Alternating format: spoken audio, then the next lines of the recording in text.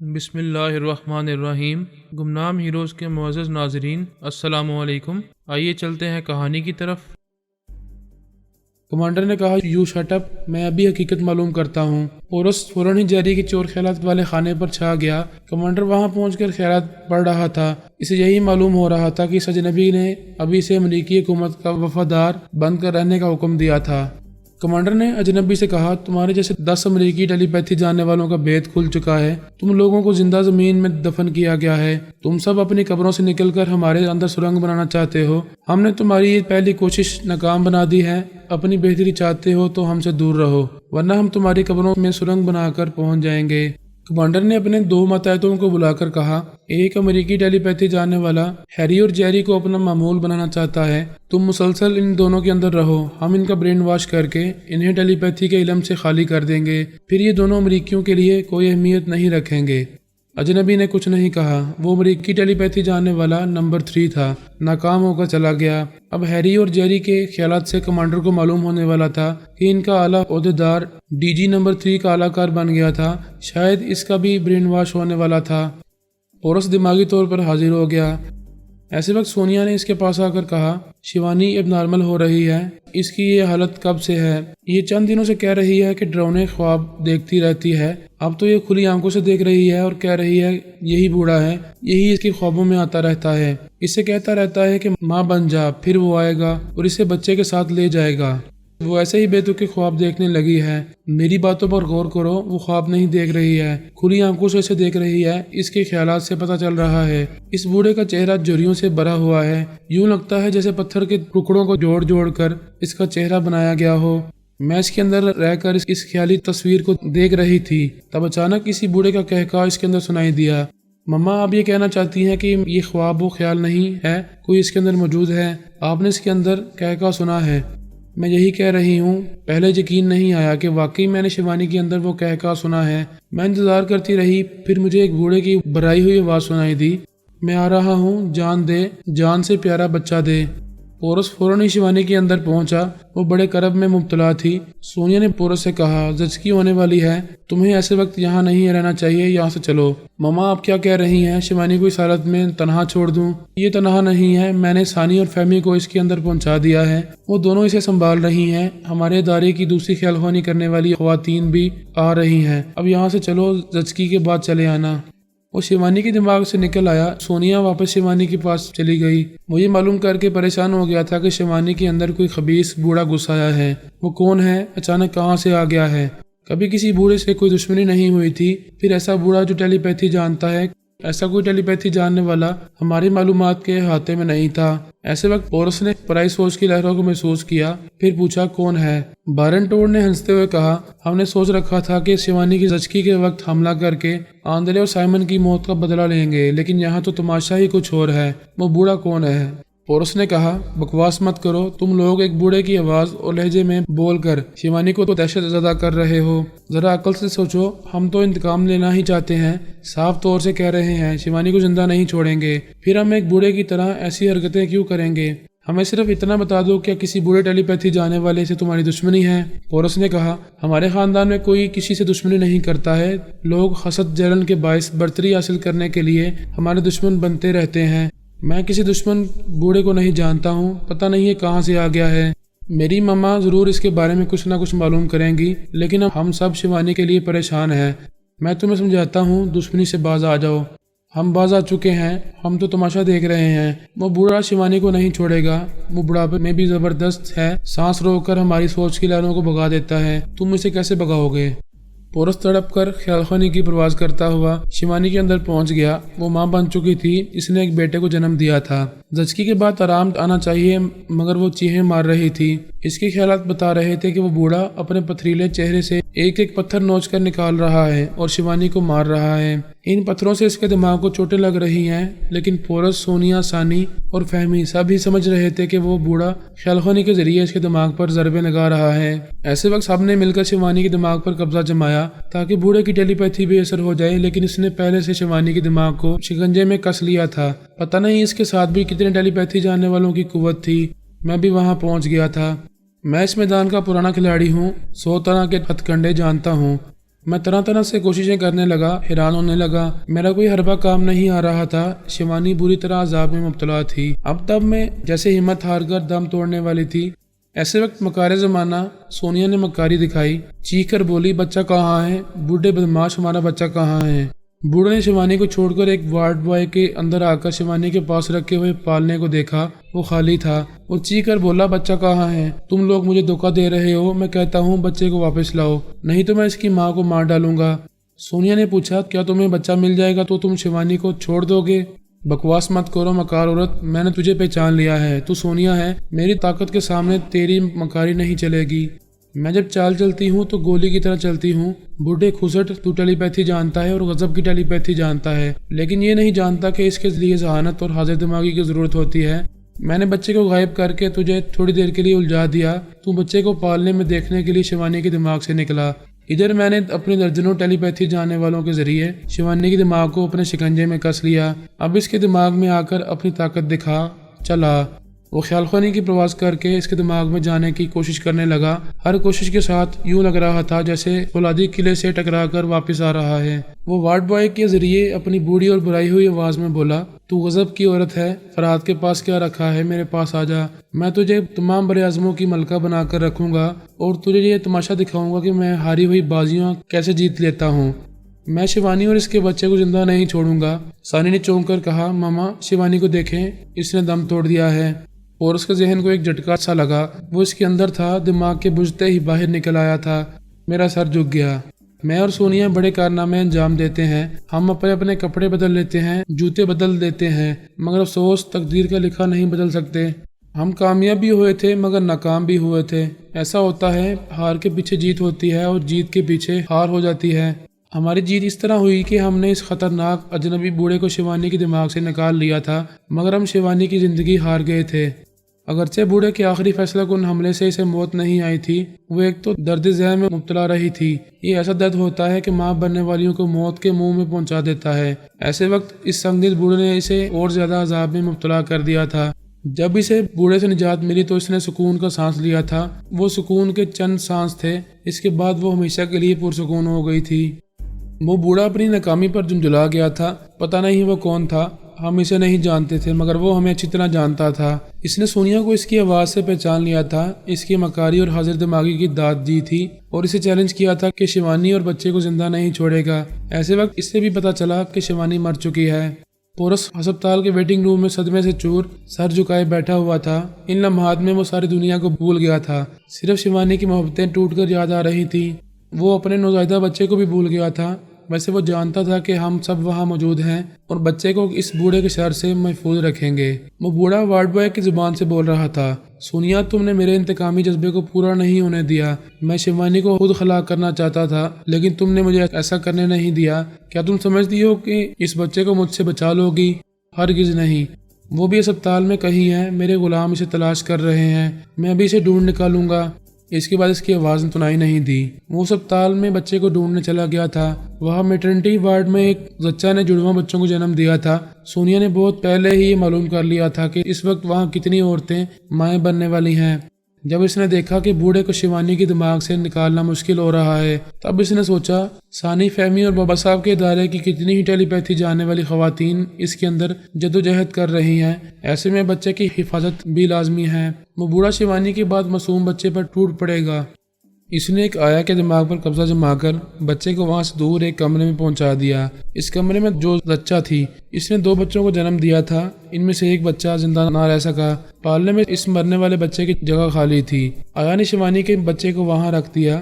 سونیا نے بچے کی طرف سے مطمئن ہو کر شیوانی کے دماغ میں آ کر ثانی فہمی وغیرہ سے کہا تھا، جیسے ہی میں سگنل دوں تم سب شیوانی کے دماغ کو جکڑ لینا، وہ بوڑھا نکل چکا ہوگا۔ انہیں ہدایت دے کر سونیا نے پریشانی سے چیخ کر کہا تھا، بچہ کہاں ہے؟ بوڑھے بدماش، ہمارا بچہ کہاں ہے؟ ایسا کہتے ہی وہ سمجھ گئی تھی کہ اس نفسیاتی حملے سے وہ بوڑھا بے اختیار بچے کو دیکھنے کے لیے کسی اعلی کار کے دماغ میں جا کر پالنے میں اس بچے کو دیکھنا چاہے گا، اور واقعی یہی ہوا تھا۔ وہ چند سیکنڈ کے لیے شیوانی کے دماغ سے باہر گیا۔ ثانی اور فہمی وغیرہ نے سونیا کا سگنل ملتے ہی شیوانی کے دماغ کو پوری طرح اپنے شکنجے میں لے لیا تھا۔ اس کے بعد اس بوڑھے کو وہاں جگہ نہ مل سکی۔ بہرحال اب وہ میٹرنٹی وارڈ میں اس بچے کو ڈھونڈتا پھر رہا تھا۔ ثانی نے وہاں کا رجسٹریشن کرنے والی خاتون کے دماغ پر قبضہ جما لیا تھا۔ اس خاتون نے اس کی مرضی سے اس رجسٹر میں زچگی کی رپورٹ تبدیل کی تھی۔ وہ بوڑھا ناکام ہونے کے بعد اس خاتون کے دماغ میں آیا۔ اس کے چور خیالات نے بتایا کہ وارڈ نمبر 3 میں جس بچے نے جنم لیا تھا وہ مر چکا ہے، اسے پالنے سے اٹھا کر مردہ خانے میں پہنچا دیا گیا ہے۔ وارڈ نمبر 3 میں شیوانی تھی۔ اس بوڑھے کو دوسری بار ناکامی ہوئی تھی۔ وہ شیوانی کی طرح اس بچے کو بھی ہلاک نہیں کر سکا تھا۔ اس نے خاتون کے ذریعے اس رجسٹر کو پڑھا۔ ثانی نے اس خاتون کے لب و لہجے سے پڑھ کر سنایا، یقین دلایا کہ واقعی شیوانی کے بچے کی موت ہو چکی ہے اور وہ رجسٹر اس کی موت کی تصدیق کر رہا ہے۔ میں نے اور سونیا نے زچہ کے اندر آ کر دیکھا۔ ہمارا نوزائیدہ پوتا ایک پالنے میں آرام سے سو رہا تھا، دوسرے پالنے میں اس کا اپنا بچہ بھی سو رہا تھا۔ سونیا نے کہا، وہ بوڑھا خطرے کی طرح منڈلا رہا ہے، بچے کو کچھ عرصے تک اسی خاتون کے پاس رہنا چاہیے۔ میں نے کہا، ہم بعد میں اپنے پوتے کو کس طرح پہچانیں گے؟ ہمیں معلوم ہونا چاہیے کہ ان دونوں بچوں کے درمیان کیا فرق ہے۔ سونیا نے اس خاتون کو اٹھ کر بیٹھنے پر مجبور کیا۔ وہ ہماری مرضی سے ہمارے پوتے کو اٹھا کر اپنے سینے سے لگا کر اسے چومتے ہوئے دیکھنے لگی۔ اس کے چہرے اور جسم کے ایک ایک حصے کا معائنہ کیا۔ بچے کے جسم پر کوئی ایسا پیدائشی نشان نہیں تھا جو اسے دوسرے بچے سے مختلف ظاہر کرتا۔ اس نے ہمارے پوتے کو پالنے میں سلا دیا، پھر اپنے بیٹے کو اٹھا کر اسے پیار کرتے ہوئے دیکھنے لگی۔ اس بچے کے بائیں بازو پر پٹی بندھی ہوئی تھی۔ جب وہ پیدا ہوا تھا تو دوسرے بچے کے بازو کے ساتھ جڑا ہوا تھا۔ وہ جوڑ قدرتی طور پر بہت کمزور تھا۔ پیدا ہونے کے بعد وہ دونوں خود بخود الگ ہو گئے تھے۔ ان کے بازوؤں پر زخم کا نشان ہمیشہ رہنے والا تھا۔ سونیا نے کہا، ہمارے پوتے کی یہ خاص پہچان ہے کہ وہ پیدائشی طور پر بے داغ ہے۔ ہمیں اسے نام کے ذریعے بھی پہچاننا چاہیے۔ اب اس کا کوئی نام رکھا جائے۔ ایسے وقت موبائل فون کا بزر سنائی دیا۔ اس خاتون نے اسے آن کر کے کان سے لگایا۔ دوسری طرف سے ایک مرد کی آواز سنائی دی، ہیلو لیزا، میں بینجامن بول رہا ہوں۔ ابھی لیڈی ڈاکٹر سے معلوم ہوا ہے کہ تم نے میرے لیے ایک نہیں 2 بیٹوں کو جنم دیا ہے۔ میری جان، تم نے تو کمال کر دیا ہے۔ میں تم سے ہزاروں میل دور نہ ہوتا تو ابھی آ کر تمہیں خوب پیار کرتا۔ وہ سن رہی تھی اور خوش ہو رہی تھی۔ اس نے پوچھا، تم کب آ رہے ہو؟ کیا بچوں کے نام نہیں رکھو گے؟ ہم تو ایک بیٹے کا خواب دیکھتے رہے تھے۔ میں کہتا تھا بیٹا ہوگا تو اس کا نام آئزیک رکھوں گا، اور تم بروسلی سے متاثر ہو، اس کا نام بروسلی رکھنا چاہتی تھی۔ لیزا نے مسکراتے ہوئے کہا، اب تو ہم دونوں کا پسندیدہ نام رکھا جا سکتا ہے۔ ہمارا ایک بیٹا جسمانی طور پر بے داغ ہے، میں اسے بروسلی کہوں گی۔ آخر میں لی نہ رکھو، یہ بالکل چینی نام ہو جائے گا۔ اس کا نام بروس بینجامن اور دوسرے کا نام آئزیک بینجامن رہے گا۔ میں اور سونیا ان کی باتیں سن رہے تھے۔ یہ اطمینان ہو گیا تھا کہ اب ہم اپنے پوتے کو اس کے نام سے، اس کے بے داغ جسم سے پہچان سکیں گے۔ میں نے پورس کے پاس آ کر اسے مخاطب کیا، بیٹے جو ہونا تھا وہ ہو چکا، ہم مقدر سے نہیں لڑ سکتے۔ بچہ کی طرف سے بے فکر رہو، وہ محفوظ ہے۔ وہ شیوانی کی آخری رسومات ادا کرنے کے سلسلے میں مصروف ہو گیا تھا۔ اس نے کہا، پاپا سمجھ میں نہیں آتا، وہ بوڑھا شیطان اچانک کہاں سے نازل ہو گیا تھا؟ کیا آپ اس کے بارے میں کچھ اندازہ کر سکتے ہیں؟ ابھی کچھ نہیں کہا جا سکتا۔ اس نے شیوانی کے دماغ کو شکنجے میں لے کر یہ ثابت کر دیا ہے کہ زبردست ہے۔ اس نے میرے کئی جوابی ہتھ کنڈوں کو ناکام بنا دیا تھا۔ رفتہ رفتہ معلوم ہوگا کہ وہ کون ہے اور اس نے پہلی بار خود کو ظاہر کرنے کے لیے ہم سے دشمنی کیوں کی ہے۔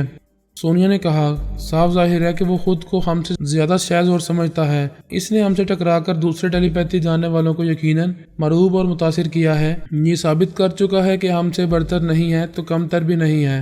دوسرے ٹیلی پیتھی جاننے والے اس سے کترائیں گے۔ وہ درست کہہ رہی تھی۔ بائرن ٹوڈ اور اس کے ساتھیوں نے اس کی زبردست قوت کا مظاہرہ دیکھا تھا۔ وہ حیران تھے اور اس کے متعلق مختلف پہلوؤں سے سوچ رہے تھے۔ بائرن ٹوڈ نے اپنے ساتھیوں سے کہا، ایسے شائز اور ٹیلی پیتھی جاننے والے خود کو پراسرار بنا کر رکھتے ہیں، ان کے بارے میں معلومات حاصل کرنا تقریباً ناممکن ہو جاتا ہے۔ ہاروے نے کہا، میں اس بوڑھے کی باتیں غور سے سن رہا تھا۔ وہ اچھی انگریزی بول رہا تھا لیکن اس کا لہجہ ایشیائی تھا۔ بیکر برائٹ نے کہا، تم درست کہتے ہو، مجھے بھی کچھ ایسا ہی لگ رہا تھا، اس کا تعلق ایشیا کے کسی ملک سے ہے۔ بائرن ٹوڈ نے کہا، کیا ہم اسے دوستی کا جانسا دے سکتے ہیں؟ وہ بہت مکار اور چال باز لگتا ہے، شاید ہمارے جانسے میں نہیں آئے گا۔ نہ آئے، ہم کوشش کریں گے۔ ہماری کوششوں کے دوران میں اس سے بہت سی باتیں کرنے کا موقع ملے گا۔ مزید باتیں کرنے سے مزید معلومات حاصل ہوں گی۔ بائرن ٹوڈ نے کہا، تم سب میرے اندر رہو، میں اسے مخاطب کر رہا ہوں۔ اس نے خیال خوانی کی پرواز کی، پھر اس بوڑھے کے اندر پہنچتے ہی کہا، ہانگ کانگ فون نمبر 4658-587۔ बूढ़े ने सांस रोककर भगा दिया। इसने अपने एक आलाकार का फ़ोन नंबर दिया था। वो अपने साथियों के साथ इस आलाकार के अंदर आ गया। वहाँ फ़ोन की घंटी बज रही थी। उन्होंने इस आलाकार के जरिए रिसीवर उठाने से पहले CLI के जरिए फ़ोन करने वाले के नंबर पड़े, फिर रिसीवर उठाया गया। आलाकार ने कहा, हेलो, अगर तुम फरहाद की बहू से टकराने वाले वही ओल्ड मैन हो तो फ़ोन बंद करके मेरे दिमाग में आ जाओ, लेकिन फ़ोन बंद करने से पहले एक ज़रूरी बात सुन लो। बात यह है कि बारन टोड इसे फ़ोन पर ही बातों में उलझाने लगा, क्योंकि अचानक ही घंटियां सुनाई दे रही थीं और इसके साथ शंख बजने की आवाज़ सुनाई दे रही थी। ऐसी आवाज़ें मंदिरों से उभरती हैं। इस तरह यकीन की हद तक अंदाज़ा हो रहा था कि वो ओल्ड मैन हिंदुस्तान में है। इस बूढ़े ने फ़ोन बंद कर दिया था। अब इस आलाकार के दिमाग में आकर कह रहा था, ज़्यादा चालाक बनने की कोशिश ना करो। तुमने CLI में मेरा फ़ोन नंबर देखा है। मेरे लिए कोई फ़र्क नहीं पड़ेगा। ये कभी मालूम नहीं कर सकोगे कि मैं किस मुल्क और किस शहर में हूँ। अब तुम बताओ कि कौन हो और क्या चाहते हो। बारन टोड ने कहा, हम दोस्त हैं, तुमसे दोस्ती करना चाहते हैं। हमने शिवानी के दिमाग में रहकर देखा है तुम ज़बरदस्त हो। तुमने फरहाद और इसकी पूरी फैमिली को हिलाकर रख दिया है। मेरी तारीफें ना करो, अपना तारुफ पेश करो। मेरा नाम बारन टोड है। मेरे पास टेलीपैथी जानने वालों की एक मजबूत टीम है। मैं तुमसे दोस्ती करके अपनी ताकत बढ़ाना चाहता हूँ। तुम्हें मुझसे फ़ायदा हासिल होगा, कभी नुकसान में नहीं रहोगे। मैं दूसरों की ज़ुबान से अपने नफ़ो और नुकसान का यकीन नहीं करता। मेरे पास अकल है, ताकत है, गैर मामूली सलाहियतें हैं। मैं अपनी बेहतरी और सलामती के रास्ते खुद बनाता हूँ। तुम बहुत ही जारहाना अंदाज में गुफ्तगू कर रहे हो। अगर हम दोस्ती के लिए पहल कर रहे हैं तो इसका मतलब ये नहीं है कि तुमसे मरूब होकर खुद को गिरा रहे हैं। ऐसी कोई बात है तो अपने दिमाग से निकाल दो। बराबरी की सतह पर हमसे बातें करो। मैंने अब तक सिर्फ फरहाद अली तैमूर को अपने बराबर समझा है। मैंने इसके और बाबा साहब के इदारे के बारे में बड़ी मालूमात हासिल की हैं। दुश्मन बड़े हों या छोटे, शाहज़ोर हों या कमज़ोर, मैं सभी के बारे में ज़्यादा से ज़्यादा मालूमात हासिल करता हूँ ताकि कभी किसी से धोखा ना खा सकूँ। ये अच्छी बात है कि तुम इस तरह मालूमात हासिल करके मोहतात रहते हो, मगर ये बातें हमें क्यों सुना रहे हो? इसलिए कि मैं तुम लोगों के बारे में भी बहुत कुछ जानता हूँ। तुम लोगों ने हाल ही में बहुत बड़ी कामयाबी हासिल की है। मैडम मार्ली को मार डाला है। एक अहम सवाल ये है कि वाकई इसे मार डाला गया है। इसकी हलाकत के सिलसिले में हम कई बार धोखा खा चुके हैं। हम यकीन से नहीं कह सकेंगे कि वो हमारे हाथों मर चुकी है। फर्ज करो वो जिंदा है तो इतना यकीन है कि अब किले के अंदर नहीं है और ना कभी अंदर आ सकेगी। वो किले से और जजीरा लिंताओ से महरूम रहकर जिंदगी गुजारेगी। आइंदा फरहाद का सहारा लेकर भी हमारा कुछ नहीं बिगाड़ सकेगी। ओल्ड मैन ने पूछा, क्या तुम इस किले के और जजीरे के तन्हा हुक्मरान हो या तुम्हारा कोई हिस्सेदार भी है? ये सवाल ना करो। हम ख्वाह मुतलिकल अनान हो या हमारे साथ कुछ शरीक हो, इससे तुम्हें कुछ हासिल नहीं होगा। मैं भी कह चुका हूँ कि मैं छोटी बड़ी मालूमात हासिल करता रहता हूँ। दोस्ती करना चाहते हो तो वहाँ इक़्तिदार में तुम्हारे साथ शरीक होने वालों के नाम बता दो। मुझसे झूठ बोलकर धोखा देकर दोस्ती नहीं कर सकोगे। मैं नाम बताऊंगा। वो ज़बरदस्ती हम पर मुसल्लत हो गया है। क्या हमसे मिलकर इसके खिलाफ महाज़ाई कर सकोगे? हमें इसे निजात दिला सकोगे? तुम इसका नाम ना बताओ तब भी कहीं ना कहीं कभी न कभी इसे टकराव होगा, क्योंकि वो टेलीपैथी जानने वाले हमेशा टकराते हैं। इसका नाम बता दोगे तो शायद जल्द ही इससे टकराने का कोई मौका हाथ आ जाएगा। बारन टोड ने कहा, वो भी खुद को बहुत पुरस्कार बनाकर रखता है। यूरोप के कितने ही अंडरवर्ल्ड के गॉडफादर्स इसके ज़ेरे असर रहते हैं। बड़े ममालिक के करप्ट सियासतदान इसके इशारों पर नाचते हैं। वो पूरे यूरोप और अफ्रीका में जदीद असले का सबसे बड़ा सप्लायर है। ओल्ड मैन ने कहा, आगे ना बोलो, मैं समझ चुका हूँ। वो खुद को मिस्ट्री मैन कहता है। कई टेलीपैथी जानने वाले इसके मामूल हैं। क्या मिस्ट्री मैन तुम लोगों से बराह रास्त गुफ्तगू करता है? नहीं, हम एक दूसरे के अलाकारों के अंदर पहुँचकर अहम मामलात पर गुफ्तगू करते हैं। क्या तुम इसकी किसी कमजोरी से वाकिफ हो? वाकिफ होता तो वो मिस्ट्री मैन न रहता। हमारी टेलीपैथी की दुनिया में बड़े बड़े पुरस्कार मुखालिफिन हैं। तुमने किले में और जजीरे में इक़्तिदार हासिल किया है। मैं पेशगोई करता हूँ कि ये इक़्तिदार आर्जी है। मिस्ट्री मैन तुम लोगों की तवक्को से बहुत ज्यादा चालाक और खतरनाक है। वो जल्द ही तुम्हारी पूरी टीम के साथ तुम्हें खा जाएगा। बारन टोड ने हंसते हुए कहा, तुम हमें बच्चों की तरह डरा रहे हो। जब हम फरहाद अली तैमूर से टकरा गए हैं तो मिस्ट्री मैन क्या चीज़ है? तुम अपनी बात करो, हमसे दोस्ती करोगे? दोस्ती अच्छी होती है, मगर हमारी टेलीपैथी की दुनिया अजीब है। दोस्ती के पेट से दुश्मनी जन्म लेती है। हम एक दूसरे पर कैसे एतमाद करेंगे? एतमाद इस तरह कायम होगा कि हम दूर दूर रहकर एक दूसरे के काम आते रहेंगे। तुम हमें फ़ायदा पहुंचाते रहो, हम तुम्हें फ़ायदा पहुंचाते रहेंगे। मैं तुम्हें किस तरह फ़ायदा पहुंचा सकता हूं? मैं कह चुका हूं कि मिस्ट्री मैन से निजात चाहता हूं। मैं खुलकर इसके खिलाफ कुछ भी नहीं कर सकता। तुम बहुत कुछ कर सकते हो। किसी तरह इसकी कोई कमज़ोरी मालूम करो, इसे किसी तरह भी ट्रैप करो। میں آج تک خاموشی سے خیال خوانی کرتا رہا ہوں۔ فرحاد، سونیا، پارس، پورس، الفا اور مسٹری مین تک پہنچنے کے راستے تلاش کرتا رہا ہوں۔ ان سب کے متعلق معلومات تو حاصل ہوتی ہیں لیکن ان کی کمزوریاں معلوم کرنے کے راستے نہیں ملتے۔ مسٹری مین تک پہنچنا تقریباً ناممکن ہے، لیکن میں اس کے اندر نہ پہنچ سکا تو اس کے کسی ماتحت کے اندر پہنچ کر قلعے کے اندر بھی پہنچ سکوں گا۔ وہ قلعہ میرے لیے بھی اہم ہے، میں بھی وہاں تمہارے اقتدار میں شریک ہونے کی کوششیں کرتا رہوں گا۔ بائرن ٹوڈ نے کہا، کیا بکواس کر رہے ہو؟ میں دوست بنانے آیا ہوں اور تم دشمن کی طرح اس قلعے میں گھسنے اور اقتدار حاصل کرنے کی باتیں کر رہے ہو۔